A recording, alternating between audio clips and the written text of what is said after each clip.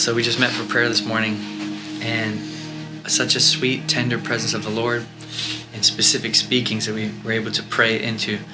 I encourage you to get together with some trusted brothers, sit quietly before the Lord with your heart laid upon Him with no other agenda.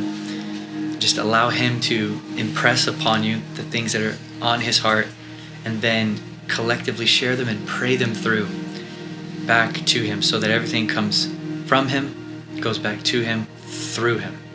So I'm going to go through and see what these guys said. Really, just seeing the Lord asking us to let Him take our burdens so that we can enjoy Him. And our removing of our burdens is the key to entering into that enjoyment. So I can't remove the burdens on my own because I am wretched and my flesh wants to hold on to them. But I have to open my hands and say, Lord, please take these burdens from me so that I can see who you are and that I can enjoy you. So it's really, I just felt Jesus impressing the importance of removing the crown of thorns from His head that we put on our own, where we try and cherish our own sufferings, but where He lovingly removes it from our head, heals us, put it back on His own, and we can see Him placed in His rightful place, but then through that enter into the bedchamber, receive the gift of the joy of His suffering, and wear the cloak of faith and love.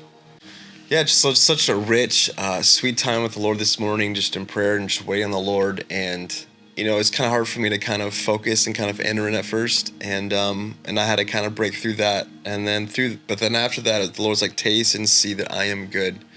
And then we're getting into Philippians, and what really stuck out to me is about Timothy, and he said, it was Paul talking, he said, I'm trusting on the Lord Jesus, I might send Timothy to you soon so that I can be refreshed when I find out how you're doing.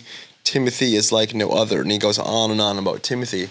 And just remind me how important community is, that we do life with one another. We don't do this thing on our own, that we need the body. We need to be praying for each other, lifting each other up, and encouraging each other in the Lord. So it's just been a good time of fellowship. Yeah, we were reading out of Philippians, and the verse that really stood out to me was, "For it is God who is at work in you, both to will and to work for His good pleasure." And it's just what really stood out to me was it's only in the passivity of surrender that you're filled with the power to do His will.